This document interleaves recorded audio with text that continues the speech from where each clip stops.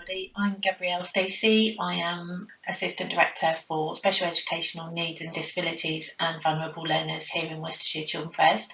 I'm going to give you a presentation this morning about the work that we do across my teams, give you some key contacts to who you might need in the future, to discuss your pupils or the situation in your school, and give you a bit of a sense of some of the priorities that we have in Worcestershire Children First around this group of learners. So the SEND and Vulnerable Learners team are a wide range of teams who are working together closely to try and support early years settings, schools and post-16 settings to meet the needs of their more vulnerable learners. So we have a number of SEND services, we have the statutory SEND casework service, a number of SEND support services that work across schools and early years settings, and then a large group of vulnerable learners services, some of which I'll go into for you so that you have a sense of some of the work that we do and perhaps the more common concerns that you might have as head teachers and where you might want to get in touch with us. We do cover a number of areas where students might not be considered vulnerable, but they are part of the vulnerable learners part of the service, simply because we are talking about a smaller number of students. So elective home education, for example, not always a vulnerable learner, often in a thriving situation, but as a matter of convenience, we group these services together in order to make sure we're aware of any needs the family might have, any needs schools might have around these children, and making sure that we're fulfilling our statutory duties. Another example of that is the employment licensing, so where children are going out to work, making sure that we know that they're safe and that they're properly licensed to do so. So our biggest service is the SEND casework team. So that is the service that works with the statutory responsibilities for children when schools or parents request an education healthcare needs assessment. So there is lots of information online for you about what that process looks like and what our expectations of you would be as schools before you make that request. But there is a large team who processes those requests, and we've worked really hard to make sure that's a timely process, and have done really well over the last year to get that up to about, at last count, 100% last month of our EHC needs assessments going through within the 20 weeks. So it's something we're really proud of and we work really hard on. The casework service also support with annual reviews. This is an area where we're developing our practice, and we have in the past not had the capacity to be able to attend all annual reviews, but it's something we're really looking at in terms of how to prioritise that and how to process any changes in a timely way. We'll also be working closely with you on making sure that the provision that you make for your children with EHCPs is in accordance with their plan, is that it's leading to quality outcomes, and that parent carers and the young people themselves are involved in decision making around that. And we would ask that where you have concerns about the suitability of your placement, or you need some support in order to maintain a placement, that you work closely with the casework team in order so that that doesn't get to a point of crisis before we know about that. So we need to try and prevent children needing to move schools wherever possible. We want to keep our children in our mainstream sector wherever possible and to keep them within their local communities, and we want to support you in order to do that where that's a challenge. We also have a part of the team that works with the preschool forum, and that is our multi-agency approach to tracking and monitoring the needs of our youngest children with the most complex needs. And the casework teams, who are the ones that you will have most dealings with, operate in 3 area teams, so South, North East and North West, and there are team leads in each of those teams who you'll get to know and who you'll be able to contact should you have any concerns. The group manager for the service. We have 2 group managers, one for post 16 who does more of our work with special schools, but the early years and school age group manager is Kifil Ahmed, and he will be somebody that I'm sure that you'll meet on your travels as you attend things like our Senko conferences, Senko networks and so on, and with him being in touch around any particularly complex casework. Okay, so we have a number of SEND support services who are there to support you as schools to build inclusive practices, to make sure that you are able to meet the needs of as many of our students as we can, and that they're able to have that education within their local communities. So they provide advice for EHC needs assessments. They provide a traded service to schools in order to support capacity building around inclusion. So that can be about casework, or it can be about training, whole school development and so on. But they also work closely with our SEN casework team to really focus on where we have children with EHCPs who maybe need some additional supports, and school needs some time to think about how to meet the needs of the child. If they've changed, then actually we will do some targeted work short term with the schools, with you as schools in those situations. The teams also support the capacity building within early years settings, and I'll talk a little bit about which team does which presently. So we've been without a group manager for these teams for a little while, but we have Tina Partridge, who's joining us from Solihull, joining us on the 2nd of November as group manager, so we'll be really looking forward to meeting with her. So the teams, the best way to think about it is that there are 3 specialist teaching teams, so learning support, complex communication needs, but also the autism team, sensory and sensory impairment. Just to say a little bit about each of those teams. Learning support, if you are predominantly a traded service, do a lot of work around SBLD, about making sure that curriculum is fit for purpose, that as schools you have the tools and assessment processes you need in order to understand the learning needs of your children. If you are a secondary or a high, they also will support with exam dispensations, and we know that we have some schools where that capacity isn't available in schools, so that's the team go-to for that work. They also have the English as an additional language staff within the learning support team, so if you need support in this area, that's who to go to. The autism team are a really well respected team who do a lot of traded work in our schools, and also a lot of until more recently they've done a lot of work with children who have an EHCP and a diagnosis, but we're trying to shift that to be more preventative, and so we'll be announcing some changes in the way they deliver around really having a focus on training our schools to be able to be autism friendly and to meet the needs of this increasing group. There's increasing numbers, but there's increasing complexity, as I'm sure you all know.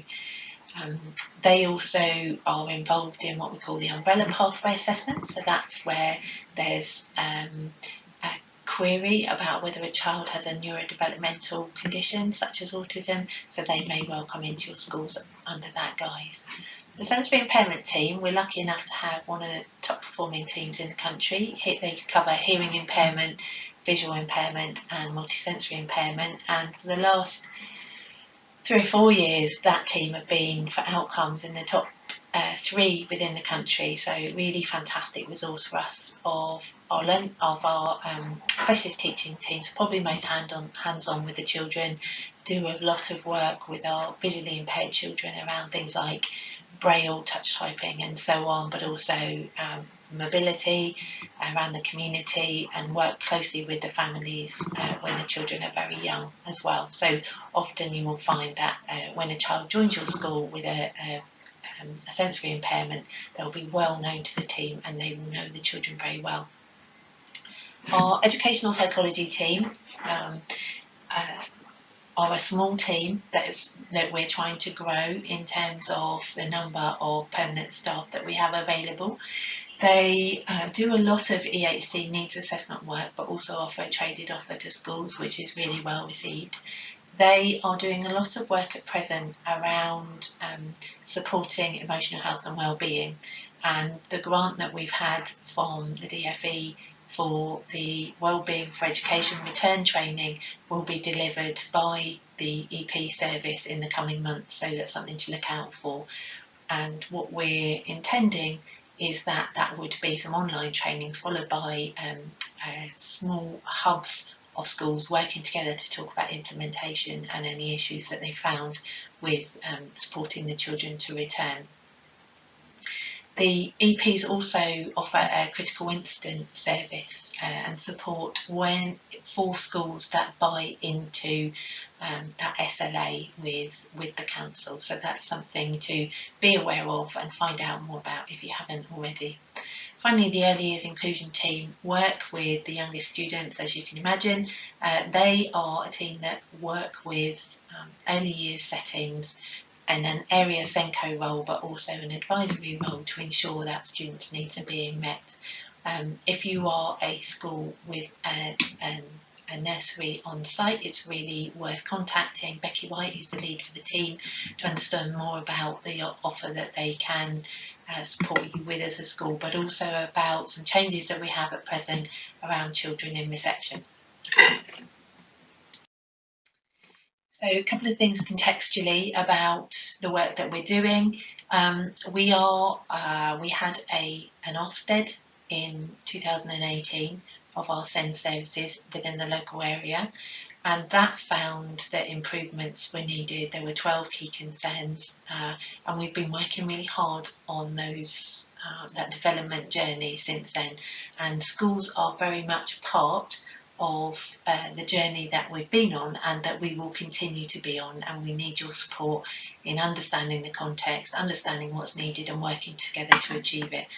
We were due for our Ofsted visit on the 23rd of March, the revisit. I think something happened on that day, I can't remember what it was, which prevented that from happening, but we will expect that as soon as Ofsted gets back up and running again, anytime from January 21, and some of you may be involved in that with visits to schools. We have a written statement of action. Please take a look at the kind of work that we're doing. The key things in there for schools are that there was a concern around the consistency of inclusive practice in mainstream schools. So we've worked really hard on the publication of our graduating response document, but also as we move forward, it is around working with schools to quality assure the work that you do and to provide support and challenge where we think that there are differences between schools. We're also working really hard to identify how we determine what good practice looks like and to share that, because so many of you will be doing work which is really high quality and needs to be shared. I'm aware of the time, so I'm going to move on quite quickly now. So the virtual school, Colette Maynard is the head teacher, and she, I know, would want to be here with you. Fantastically enthusiastic advocate for these children. The team are really proactive on working with schools around their personal education plans. They're able to offer advice and support where a child perhaps needs additional support outside the normal curriculum in schools in order to thrive, particularly around their emotional health and well-being. Vulnerable Learners team more generally consists of a number of teams with a focus on making sure that we fulfil our statutory responsibilities as a local authority representative, but also making sure that you as schools are clear about your responsibilities, able to offer an inclusive experience for children, and that you get the support to know what to do if things are really challenging in schools. The group manager is Donna Parker, and some of the teams I draw your attention to. The medical education team and senior vulnerable learners advisor Katie Clegg are two teams that you'll want to know about.